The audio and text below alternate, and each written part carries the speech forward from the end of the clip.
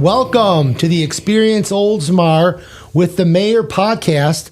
I'm your host, Mayor Dan Saracki, broadcasting from top of the bay in beautiful downtown Oldsmar, right here in our old bank building. Right here, live in beautiful downtown Oldsmar. With over 20 years of public service, my guest today is Pinellas County Commissioner René Flowers. Thank you so much, René, for being here. Absolutely, my pleasure. I understand you are a Pinellas County native. Yes, born and raised in St. Petersburg, Florida. So I don't mind telling my age. I celebrated 59 years this year. So I am 59 years old in a place that I love and have seen grow and expand, and look forward to maybe another 50 plus years. You look wonderful. Thank you. You look wonderful today. I am just really excited that you've joined the city today and come here on my podcast. I don't know how to thank you so much. So how long ago did you and your family come to live in Florida? Well, actually, my mother moved here when she was a little girl. My family's originally from Colquitt County, which is in Georgia. So that's Moultrie, Albany State University area. Okay. My grandmother was the second oldest of 18, and my mom is an only child. My grandfather was serving in the military, in the Navy, and jobs were happening here in the late 1930s. The construction boom, the railroad being built from here going down to South Florida, and it was just a place that individuals were migrating to for work. And so my grandmother, of course, moved here with my mom, and then my father's originally from Gainesville, and he moved here, of course, with his father. And so they've been here since the late 1930s. And of course, I have sisters and brothers. It's a total of 12 of us. So we've been here for quite some time. So they moved right to St. Petersburg. Yes. I can't even imagine what it looked like back then. Yeah, moved into Jordan Park, which was a housing complex that was being built at the time by Mr. Jordan. As a matter of fact, we just cut the ribbon on the Jordan Legacy apartments. And, you know, from the stories that were told to me by my great aunts and my grandmother, the Jordan Park complex at that time, you know, it was fabulous. It had indoor plumbing, indoor bathrooms, which was something that a lot of people didn't have, but we just take it for granted now. And so it was a place where African Americans could move to and have a sense of community and camaraderie, and also be able to find employment in a number of trades. So, thank you so much for sharing. How was the transportation back then? Like the roads, were they dirt or were they paved yet? No, they were paved roads, but there still was some horse and buggy. Mr. James Donaldson was the African American that moved here with Mr. DeMons and others. So he also was a farmer, but he shoed horses and whatnot. So it was a combination, but certainly, public transportation was taking the bus. And I remember those buses, they didn't have AC. When I grew up, we would take bus 7 or 8 from Jordan Park and take it to either Central Plaza or to downtown, which is where Webb City grocery store was. Get off there, grocery shop, get on the bus and come back, or my dad would pick us up if he got off work on time. So it was paved roads and things of that nature. I just remember a very strong cultural time growing up in a community with doctors and lawyers and architects and masonry workers. It was just an awesome experience. Thank you so much for sharing that. That's a great little story. So let's talk a little bit about your educational background. It's amazing. What colleges did you attend? Well, I did graduate from Pinellas County Schools, Dixie Hollins High School, which is now called Hollins High. I attended Howard University. I was recruited by attorney Fred G. Menace initially. He went there. He was one of the big civil rights attorneys back in the day. So I was recruited by him and, had to pull together grants, Pell Grant, and student loans in order to go to the school. It was quite expensive, located in Washington, D.C., but so rich in heritage. And after my first year, I didn't realize that when they said that you had to enter a lottery for housing, that you actually entered a lottery for housing. Your freshman year, you're required to stay in the dorm. So I stayed in Baldwin Hall right off of Georgia Avenue. I did not get housing. My name was not pulled for housing. So my parents came up, looked around, and even back then it was quite expensive to live in the city. And then also just concerned about safety with me having to either catch the public bus or walk back to the campus, and some classes were in the evening. So I wasn't able to continue my education there. Watson Haynes, who married my sister, knew someone at Tallahassee Community College. That someone ended up being Bill Law, who ended up being the president of St. Pete College here. But he knew him. I had already missed deadlines to apply for colleges, and he let me in. So my mom called someone she knew. We got a paper. We found an apartment. Moved me up. I started Tallahassee Community College. I graduated with an Associate of Arts degree from Tallahassee Community College, went on to Eckerd College, received my Bachelor of Arts in Organizational Studies. I've received my Master's in Public Administration from Capella University, and currently I'm a doctoral student at Capella University. That is wonderful. That's fantastic. So what degrees have you earned? I have an Associate of Arts degree, a Bachelor's degree, a Master's degree, and I am hopeful to walk across that stage with my doctorate next August. Wonderful. So you're still in school. Was that like nighttime or? Well, your doctoral degree at the phase that I'm in, which is really putting all of your research and your data together, it's kind of like on your own. So I have a mentor, and we communicate every week or whenever I need to. But right now, it's just taking all of the research and the data that I've been able to compile. It's a qualitative study that I'm doing for my research using lived experiences. And the theme is, or the thesis is, African American women in county government systems and leadership roles. And so just pulling all of that together. So you've got to be disciplined, because you've got to do that work every day. You got to be doing something on it. And so it gets a little hard sometimes, but it could be 2-3 o'clock in the morning. I'm up on my laptop because I want to get it done. That's wonderful. Thank you for so much for sharing all that. That's a great story. You have served with quite a few community, social, and civic organizations. Are you currently serving at any boards? Oh, certainly. I serve on the R Club and Louise Graham board. Our club takes care of young children that are entering preschool, and certainly after school care, and then for elementary and middle school. The Louise Graham Regeneration Station started by a young woman who wanted to make sure that persons that had learning disabilities, that they had a place to go where they weren't just hanging out all day, but they were learning skills and trades and be able to live on their own with some assistance. And so it's just wonderful. The Louise Graham Center now does a lot of the paper shredding and things of that nature. That's how they earn additional revenue to keep programs going. And then companies like BIC will hire them to put the pins together. There are other companies that hire them to put the batteries in the pack and squeeze them and get them out. So when you get your batteries, when you're shopping at stores, you can thank some of those individuals. I serve on Career Source, which is looking at either new skills or enhancing skills currently that individuals have in order to make them more viably employed and to assure that they are receiving a living wage. I'm a member of the Ladies of Alpha Kappa Alpha Sorority Incorporated, and so I'm the membership chair, and I get to plan certain events and work with our president and our first and second presidents to make sure that we're providing services in the community. So we do a lot of giving back and scholarships. I'm a member of the National Council of Negro Women. I serve on their board, and as a matter of fact, I'm chairing the Dr. Martin Luther King Scholarship Breakfast on January 15, 2024. Shameless plug. Oh, there you go. So it's a number of boards and committees that I serve on. You certainly can visit the county website and see the entire list.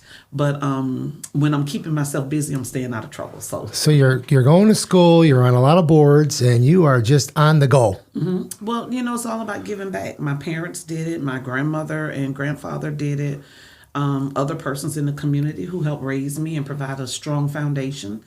So it's just my turn, to give back. And hopefully, whenever I'm not here anymore, persons will be able to remember the affirming things that I did to try to help not just St. Petersburg, but the entire county. Well, as I told you when you walked in, you're a mentor of mine. I sit next to you on the PSTA board, and I've learned so much from you, and Thank you. I appreciate everything you do for the community. I really do. So let's talk about politics. Okay. What type of work led you to consider entering the political arena? Well, my mother was very involved in politics. My father served in the military of the United States Army. And so, of course, some African American men, when they came home from serving, they weren't treated the best.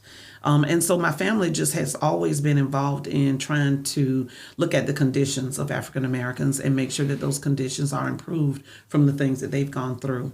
And then the bug that really bit me was Frank White was an attorney. He fought right alongside of Attorney Fred G. Menace and others in the community.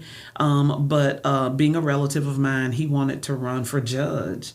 And we're talking early 70s at the time. So it was still a lot of tension in the air. But, back then the campaign was simply some pastel colors of construction paper, running them off on a copier. And we were free labor, so we just went door to door, putting those flyers indoors, asking for individuals to vote for him. And he had a very astute reputation. He was very commanding in the room, almost 7 foot tall, and had a deep voice like Barry White. And, just very easygoing, very patient, but certainly believed in the letter of the law and fairness. He won, and so he continued to serve until he retired when he was 72. And, just being involved in that was like, okay, this is good. This is cool. So I ran for student council at Westgate Elementary, and I won. I ran for student council at Azalea Middle School. I was the first African-American president of student council at Azalea Middle School. And then I ran for student council when in high school. So I've just always been involved in things where it can potentially make a difference or make a change. And I got bit by the bug and never lost it. That's great. So I've remained engaged and I enjoy it. I love it. There are good days and bad days, as you know. Oh, yeah. There are some days when you ask yourself, why am I doing this? But then maybe 5 minutes later, someone calls you and thanks you for whatever it is that you did. I know.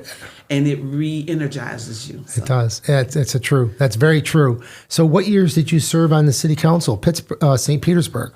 I ran for election. The election actually was 1998 to 99. I took office April 1st on April Fool's Day. And I served for 2 4-year terms on the St. Petersburg City Council.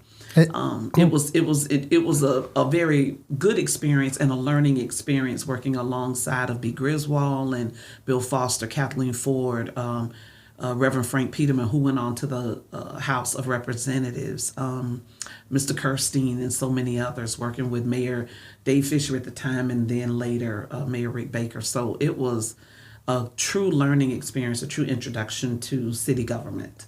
8 years. 8 years. Fantastic. So then, during your term, you and I have talked about this, you were elected as president of the Florida League of Cities. What year was that? Yes. So, of course, your second VP, you run for second VP, right, then first VP, and then you become president. And I was president in 2007. And it just was phenomenal. I mean, I enjoyed being a part of the league. And you know that when you go there, just the energy and the support, and you can have those conversations with persons from other cities because you can't talk to your colleagues about things for fear of violating the sunshine. And so I established some strong relationships from Panama, Okaloosa Island, which is far up on the the west coast, all the way down to South Florida, and then going over to Jacksonville, Gainesville, small towns like Green Acres, large communities like Broward. So the experience was phenomenal. I met so many friends, and when I go back every year when they have the luncheon for returning presidents, it's so many people that I see. I get to meet new people, and I just enjoy it. Yeah, that's one of my favorite things about the Florida League of Cities is meeting all the elected officials from around the state and learning about their situations, what's going on in their little cities. And believe it or not, they love Pinellas. We've been on the cutting edge for a number of years, our cities here, and there are 411 cities throughout the state of Florida. and they really look at what we're doing here locally. So I know as mayor, you probably get some of those questions too. Yes, absolutely. And then I really enjoy going to the mayor's, the actual president's luncheon at the conference. And I always see you up there smiling. Yes. And this year you were smiling again. Yes. Some of us have gone on. We've lost quite a few. But just to see the 78 plus years of leadership. Mike Siddick's father started the Florida League of Cities, and I don't think he quite knew it was going to expand to something that it is right now, but he started it because he realized there needed to be a singular voice when going to Tallahassee and working for things for cities. And I think it was a phenomenal idea, and it's evident by the fact that it is still in operation. I'm very involved in the FLC. I absolutely adore it. I work at it every day. All right, let's move on to, after serving on the St. Petersburg City Council, you were elected to the Pinellas County School Board. And I remember you being here one day at the meeting. During that time, you served as board chair for 2 consecutive terms. What type of issues or improvements did you experience while serving on that school board? I think the main one was looking at the achievement gap and being able to work on closing that gap between African American scholars and scholars of other races in the areas of reading and math. There were some concerns, and of course everyone knows about the article that came out in the Tampa Bay Times. And I don't like to say failure factories, because when you put that word into the life and breath of someone, that becomes what they live. So were there challenges? Certainly. Were there failures? No, because everything, in my opinion, is a learning experience. So helping to close that achievement gap. And now, even before I left, we had a 93% graduation rate, which was even above the state rate. And currently, the graduation rate continues to soar. Do we still have some students who need extra attention? Most certainly. But overall, I think we have a really good leader in Superintendent Kevin Hendricks. I think that Dr. Grego left him with a very strong foundation of leadership in this county. The other thing is just the schools that needed to be rebuilt. You had Melrose Elementary that had not been touched since it was built in the 1960s. And it would flood there. Schools, the rooms were extremely small, cafeteria even smaller. And so being able to completely rebuild that and bring in the technology and whatnot so that those students could have some of the opportunities that students at other schools have. And then I would say my third one was engaging in recruitment. Children need to see people in leadership roles in the community that look like them across all spectrums. And so there was a program, a teacher recruitment program from Clemson University called the Call Me Mr. program. And it focused on recruiting African-American males into the public school system to serve as teachers. And so we adopted that model, started getting out really early for recruitment. Recruitment needs to occur year round because everybody's trying to get teachers, as you can tell. And so those are my top 3. There are so many other things that we did, but those are my top 3 that I can walk around visually, see the fruits of that labor, and applaud the fact that the district is continuing in those veins. Well, I was only on the county commissioner as a commissioner here in Oldsmar for a couple of years when I went to that meeting here in Oldsmar. And I remember you as the chair, and you controlled that meeting. And believe it or not, I learned a lot. And I was so glad I was on my bike and I forgot about it. And I hurried up and came over to City Hall here. And you did a great job. I'll never forget you at that meeting. And thank you for all you did for that. So now we're going to jump over to county commissioner. Oh, wow. What year were you elected? I was elected in 2020. Of course, the election was in 2019, but then 2020 was when I took my oath of office in the old courthouse. No one can fill the shoes of now Mayor, but then Commissioner Ken Welch. He served for 20 years and did an absolutely awesome, fabulous job about making sure that the county of course, took care of unincorporated parts of the county because that's who they represent and that's who they serve, but also stressing that those relationships with municipal governments is very important if we want to work together, and we would be missing out on so many opportunities for other things if we did not coalesce with other cities.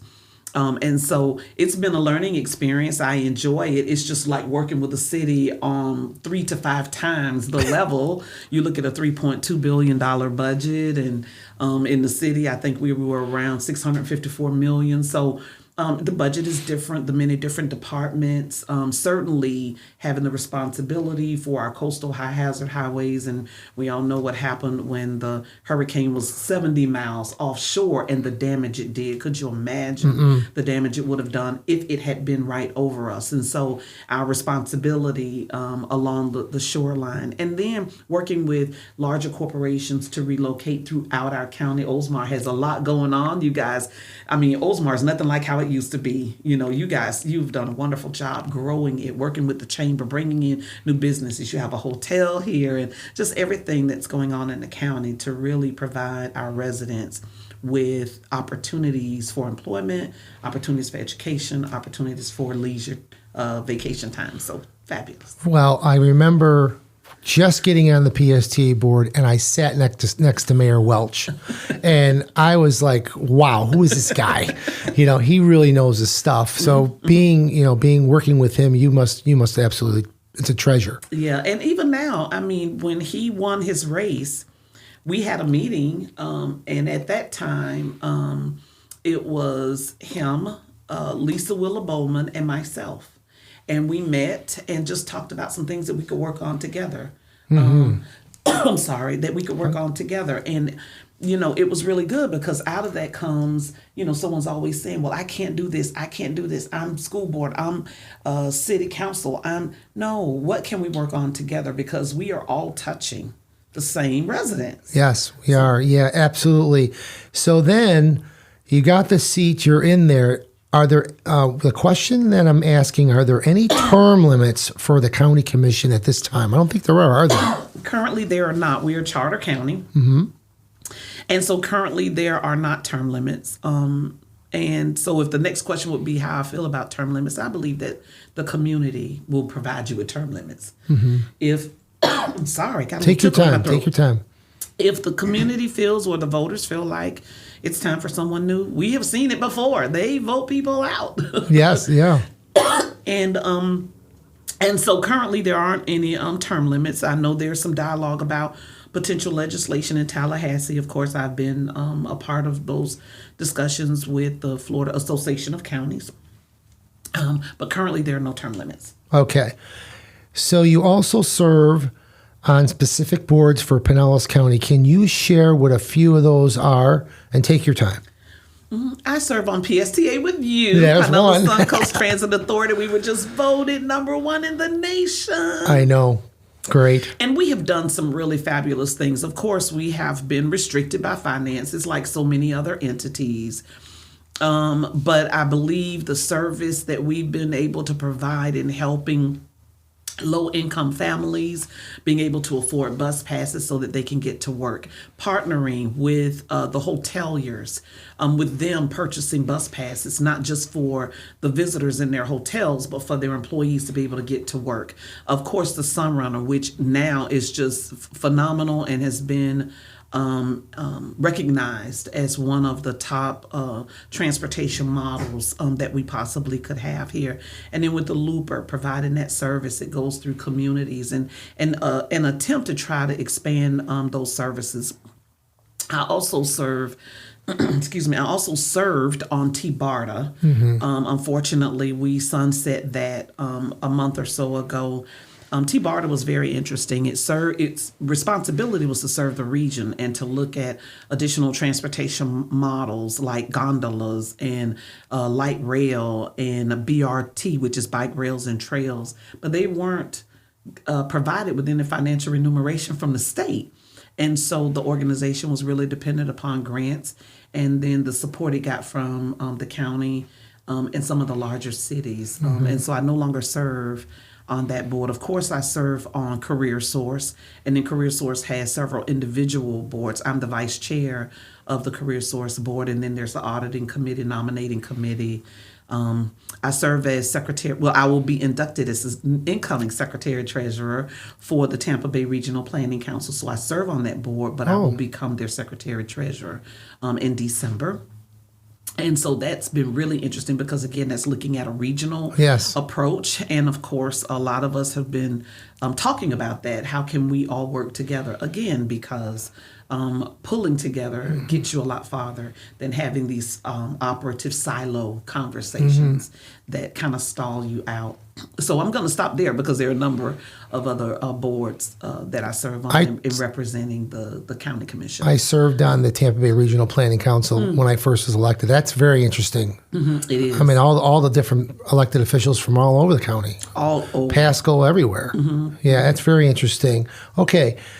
You have received many awards and honors for your services to the community. Why don't you just tell us about one or two? Oh, Lord.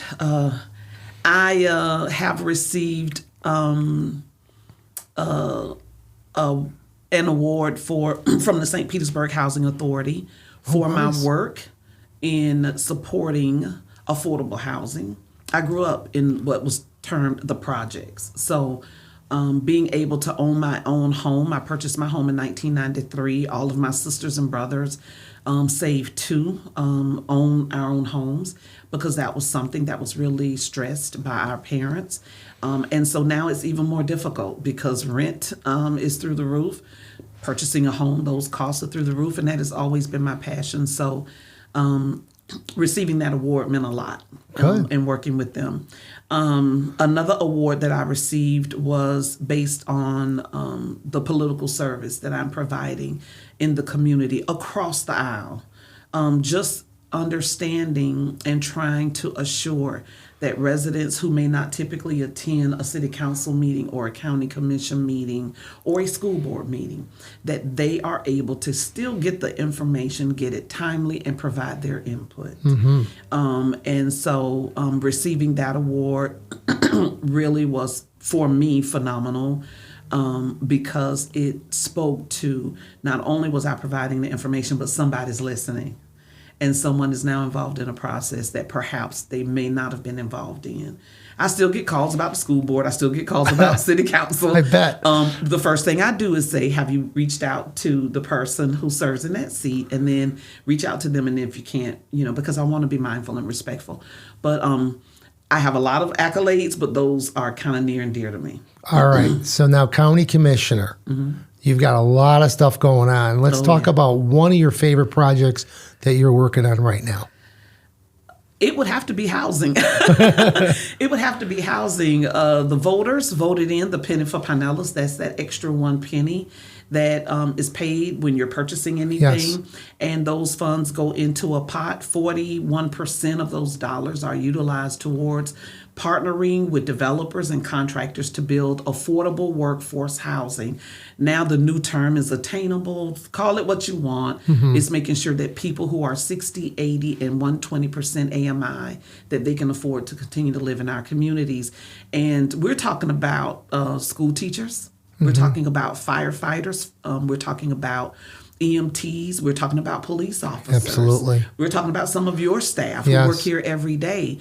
And so partnering with Blue Sky Communities, Habitat for Humanity, partnering with One Community. And these are all the names of some of the organizations who have come on board and said, we're willing to do this. We need some help. And we're able to, based on the square footage of each unit, the size of the project, a number of dynamics, we're able to provide them with some funding to help buy down the costs so that their project can be completely affordable, or a number of units within the scope of the project are affordable. And we've, since I've been on, it's been over 1,400 units. And so those are 1,400 plus families that now have a place to live. And we're continuing. We're moving on. We're not stopping there, as I'm sure you and other mayors are doing throughout your cities. Absolutely. Yeah, working on it every day. So I can't believe this. I guess you're a great grandmother. How big is your family? It's a lot of us. As a matter of fact, I am now I have great nieces. My niece, Nia, my sister Lenore's daughter, just gave birth to twin girls. Oh, boy. And when I stopped at a red light on the way here, I was looking at their pictures. Mackenzie is one and Anaya is the other. One was 5 pounds. The other was 5 pounds, 1 ounce. So they were some big twins. But I have a large family, and I love it because for birthdays, I don't have to invite anybody else. Just invite family. For Thanksgiving, I love to cook. My grandmother was one of those old-fashioned cooks. She never measured anything. So having all of those family members over to my house for the holidays, carrying on the rich tradition that my mother and grandmother did. They are both now deceased, but just carrying on that tradition, it just makes my heart feel good. I enjoy cooking. I put love in the food when I'm cooking, and everybody eats it. We enjoy each other's company. We get to see each other, not just for funerals or bad times, but for happy times. And then everybody get to bring the new family members on, and so we get to just spend time with each other for that, and as well as Christmas. So I have one great grandchild, and her name is Naya, and she just celebrated a birthday on Saturday. And so, I'm still 21, and I'm sticking to that story. There you go. In case anyone's asking, even I already told you my age. Well, I think my favorite thing about this podcast is we started out talking about your family moving here in the 30s, and now we're ending it with food and family and friendship and great-granddaughter. Yes, she's a great-granddaughter, and your stories about your grandmother cooking. Thank you for sharing all that with us. Yeah. I mean, I really learned a lot today. I think you're very special. I'm honored to serve with you on the PSTA, and I'm very proud that you're my friend. Thank you so much. I'm proud of you as well. You have done a phenomenal job. You always say, team. You're always including your staff. And when you invited me to come to the Veterans Memorial Park to celebrate and honor veterans, and I was able to bring my brother, he's still talking about that. So, you are to be applauded and celebrated because you are doing a phenomenal job as mayor of Oldsmar. And I enjoy it when I come through here. Just seeing all of the wonderful work that has occurred under previous mayor's leadership, but under your leadership, we have become friends, and I honor and cherish that friendship as well. Thank you so much for that, Renee. Is there anything else you want to share with the audience before we close out? Before we close out, I just want to say to all of the residents that reside in Oldsmar and Pinellas County, thank you. Sometimes you do a lot behind the scenes, and no one gives you recognition for it. No one pats you on the back or writes an article, but you do it because you are making sure that people in your community have what they need. And so without the residents of this entire county, you and I would not be where we are because they support us and they correct us when we need to be corrected. Absolutely. But they support us. And so I want to give a huge thank you to all of them. For allowing us to be of service to them. I'll second it. And for entrusting us with their lives, their quality of life, because that's what they're doing. Exactly. They're entrusting us with that. So I want to say thank you. Yeah, I agree. I second that. Thank you. Thank you, Renee, for being my guest today. To find a list of podcast segments, visit experienceoldsmar.com. I'm your host, Oldsmar Mayor Dan Saracki. Until next time, I invite you to check out all the great things to do in the city of Oldsmar. Santa Claus is coming to town pretty soon. Yes. And I love Christmas. All right. And get out and have fun. It's a beautiful day in Oldsmar. It's a full moon. Have a great day. Thank you for joining, Renee. Thank you.